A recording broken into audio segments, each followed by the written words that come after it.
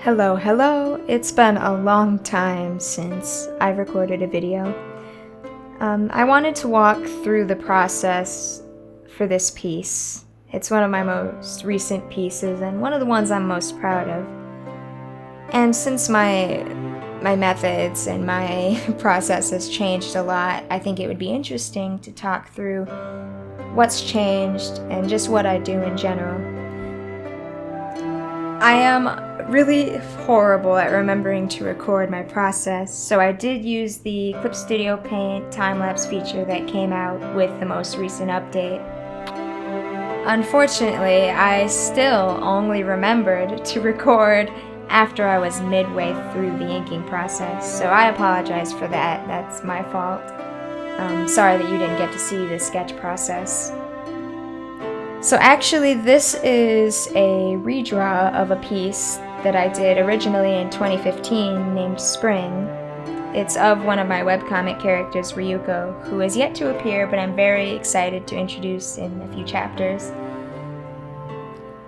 The webcomic in question is called Whispers of the Past. It can be read on Webtoon and Tapas, and links, of course, are in the description if you're interested in checking it out.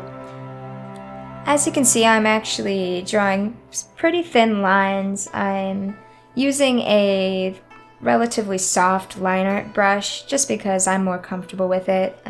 Some people prefer a harder brush. I prefer a softer brush. It just works more with the way that I form my lines. So just experiment a bit to find a brush that suits you and your style.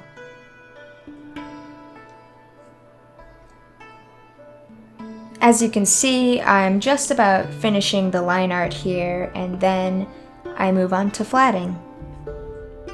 It's a fairly simple process, so basically I use a magic wand tool and select everything outside of the lines because they were clean enough.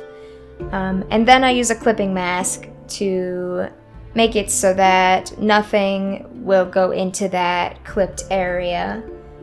Which makes my job a lot easier when filling in the colors, because I don't have to be as careful. So for this piece, as I work on it, you'll see that I was trying to go for a nice, afternoon springtime, calm, moment of reflection type of mood.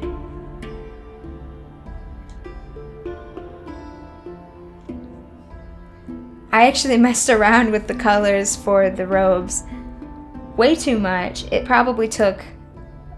took way too much time. It took more time than I would like to admit in this piece.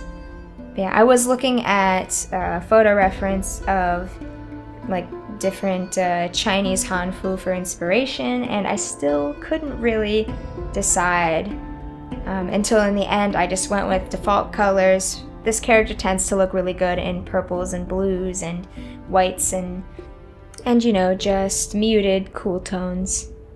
So I eventually did change that color because I wasn't really feeling this gold and brown. Here I filled in the jewelry and then I moved over to the background. I started this by using a selection and a perspective grid in the background to kind of create the general shape of the road I wanted. Then I used a textured brush and pulled out, a more classic paintbrush to block in some shapes for the bricks and to outline a few of them. It's not super detailed. It's not the focus of the piece. It just leaves an impression. And I can go into a further process for how I approach backgrounds in general in another video if you'd like. You can see that I had changed the color and the pattern of the robes like I said I would. And then I used a multiply brush, an airbrush, in a light pink shade to add a little bit of dimension and color to the character's face. As you can see, I'm painting in the grass now. I used a really awesome nature brush set that I found. I'm going to actually link it in the description below. Please support the artist who created these brushes. They're really cool. So first I used a textured ground brush and some, grass blade brushes, a few different types to add variety. I was messing around with little plants here or there, and then eventually added, used a foliage brush to add like little bushes and shrubs and such.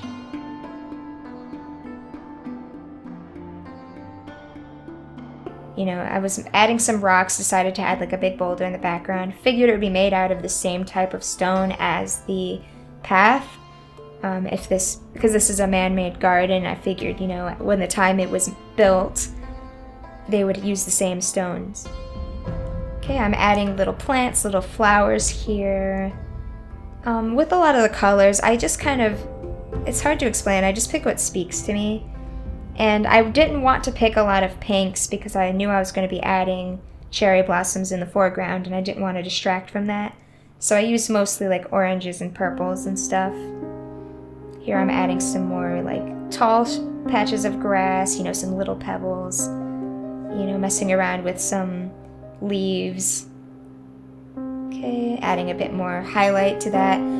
Then I use a Gaussian blur actually.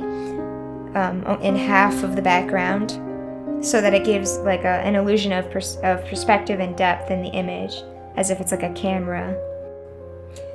Here I added some cherry blossoms using an asset brush from the Clip Studio Paint asset store.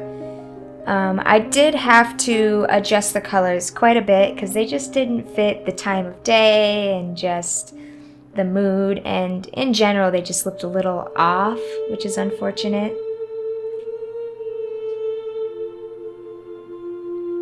Okay, this is the most exciting part for me because this is where I started shading, and I'm actually testing out a new shading process, relatively new at least for me. Typically I actually spend a lot more time with the shading, and I do it all in the individual layers for each individual color. And I find that I get really picky about the shading, so I usually won't even like it in the end, and it will take too long. So here what I'm doing is I'm practicing a new method for me, where I'm using a multiply layer, but I'm using a more subtractive shading method as opposed to additive. I use a big, soft, like airbrush to shade in most of the figure, and then I just erase in key areas like on the face and on the arm, that shoulder there, and in the wrinkles, and I think it turned out really nice.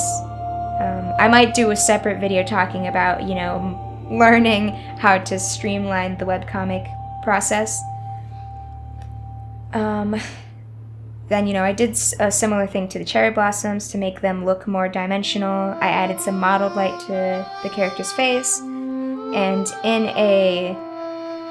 a glow layer above, I added a little bit more, you know, of a glow, like a sunlight glow to the character's face, hand, shoulder. And I did actually, using that same glow layer, add in some detail to the hair and to some of the jewelry. Did some color adjusting, signed it, adjust a few things, and we're done. Whew, I'm gonna be honest, I am not extremely good at these voiceovers. It feels awkward to talk to myself, basically. But if you'd like me to make more of these videos, and you'd like to hear more about my process, and just how I do things, and maybe learn a few things, stick around for the next one. Alright, thanks for watching, and I'll see you in the next one. Hopefully, it'll be soon.